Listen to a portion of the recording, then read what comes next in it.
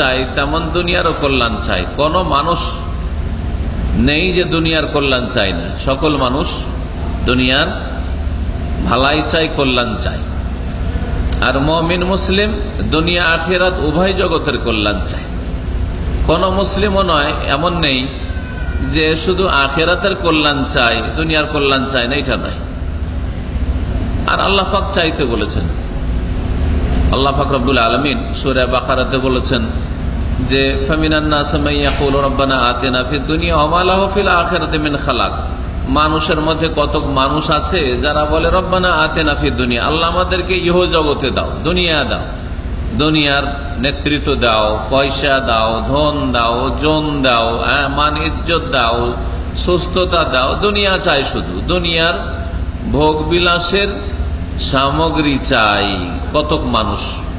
আল্লাহ বলছেন যারা শুধু দুনিয়া দুনিয়া করে ওয়ামা লাহু ফিল আখিরাতি মিন খালাক, তাদের আখিরাতে পরকালে কোনো অংশ নেই, কিছুই পাবে না। আমি আপনি মুসলিম আলহামদুলিল্লাহ, আমরা শুধু দুনিয়া চাই না, আখিরাত চাই, তার সাথে দুনিয়া চাই। দুনিয়া চাই তার সাথে আখিরাত নয়, আখিরাত চাই তার সাথে দুনিয়া চাই। মানে এক নম্বরে পরকালের স্থায়ী জগতের সুখ শান্তি চাই, আর তার সাথে সাথে এই ক্ষণস্থায়ী জীবনের কয়েক বছর, কিছু কাল, জানি না কতক্ষণ আর সময় আপনার আমার আছে, এই সময়টা তো সুখ চাই, এটা আল্লাহ চাইতে বলেছেন।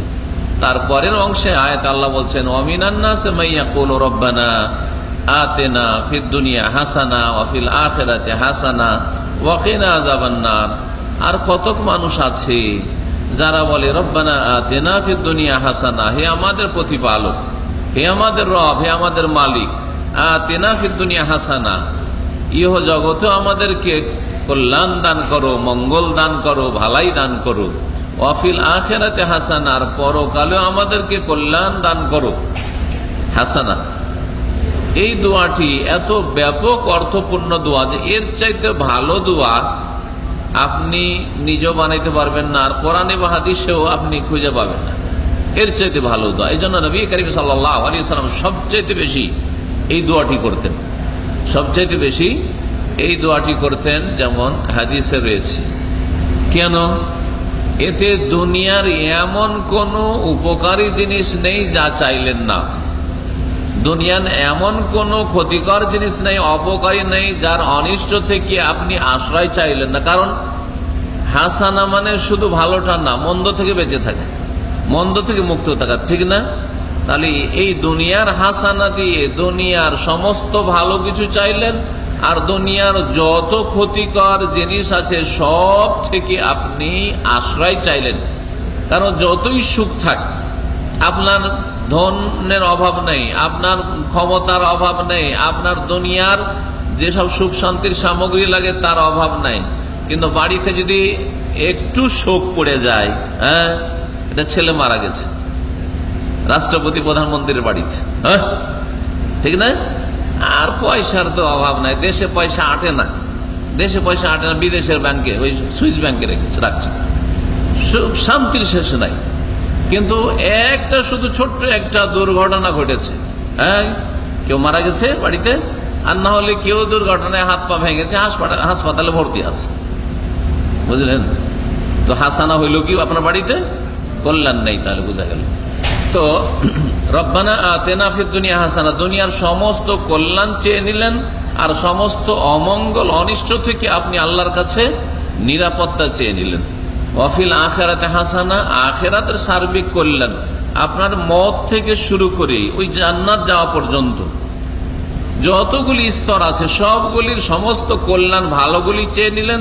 আর যত অনিষ্ট অমঙ্গল আছে, মতের সময় গুমরাহি বিভ্রান্তি, অথবা মতের পরে জবাব দিতে না পারা, কবরে আযাব, শাস্তি, মুনকার নাকিরের প্রশ্ন উত্তর না দিতে পারা, আর যত রকমের আযাব শাস্তি হইতে পারে কবর জীবন, বারজাখী জীবনে।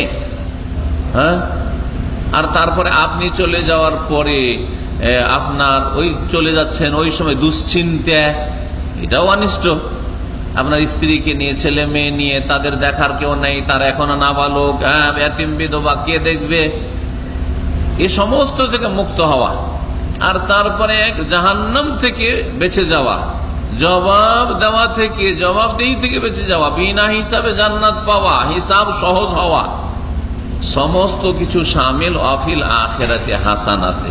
আল্লাহ পরকালের সার্বিক কল্যাণ আমাদেরকে দান করো। এই দোয়া নবী করিম সাল্লাল্লাহু আলাইহি ওয়াসাল্লাম করতেন। তো দুনিয়াও চাইতে বলা হয়েছে, আখিরাতও চাইতে বলা হয়েছে। ওয়াকিনা আযাবান নার, আর জাহান্নামের আযাব থেকে রক্ষা করো। জাহান্নাম যদি সব শান্তি থাকে দুনিয়ার, কিন্তু জাহান্নামের আযাবে যদি যেতে হয় তাহলে কোনো শান্তি নেই, সব ভুলে যাবেন, কিছুই মনে থাকবে না। যেমন নবী করিম সাল্লাল্লাহু আলাইহি ওয়াসাল্লাম হাদিসে আছে, সময় পেলে একদিন জাহান্নাম সম্পর্কে আলোচনা করব। তো যারা দুনিয়ার সবচেয়ে সুখী ব্যক্তি ছিল, সবচেয়ে সুখী ব্যক্তি দুনিয়ার সবচেয়ে সুখী ব্যক্তি, চিন্তা করেন, দুনিয়ার সবচেয়ে শক্তিশালী তাহলে শাসক, হ্যাঁ, সবচেয়ে বেশি ধনাঢ্য, সেই ব্যক্তিকে জাহান্নামে একবার ডুবিয়ে উঠা হবে আর জিজ্ঞাসা করা হবে যে কোনদিন সুখ শান্তি পেয়েছ? জীবনে সুখ পাইনি, জীবনে সুখ পাইনি। এত সুখ করেছে, ভোগ বিলাস করেছে দুনিয়ায়, সব হারিয়ে যাবে, তা মনেই থাকবে না যে কোনদিন সুখ পেয়েছি। জাহান্নামের এই মহাশাস্তি। এইরকমের বিপরীতটা হবে, দুনিয়ার সবচেয়ে বেশি দুঃখী, দুনিয়ার সবচেয়ে বেশি দুঃখী যখন জান্নাতে যাবে, যাওয়ার পরে ওকে আল্লাহ জিজ্ঞাসা করবে যে কোনদিন কষ্ট পেয়েছো? জীবনের সমস্ত কষ্ট ভুলে যাবে, হ্যাঁ, সমস্ত কষ্ট ভুলে যাবে, জীবনে কোনো কষ্ট পাইনি। এই হচ্ছে জান্নাতের সুখ শান্তি, এই হচ্ছে জাহান্নামের আযাব। তো বলছিলাম যে অফিল আখিরাতে হাসানা ওয়াকিনা আযাবান নার, আখিরাতের কল্যাণ চাইলেন, তার আগে দুনিয়ার কল্যাণ চাইলেন, জাহান্নামের আযাব থেকে মুক্তি রক্ষা চাইলেন। এর চাইতে ভালো দোয়া কিছু হইতে পারে। বেশি বেশি এই দোয়া করে সেজদাতে দোয়া করবেন, সালাম ফিরার আগে খানে তাশাহুদে বসে আত্তাহিয়াত এবং সালাত আলা নবী দুরুদের পরে দোয়া করবেন। এই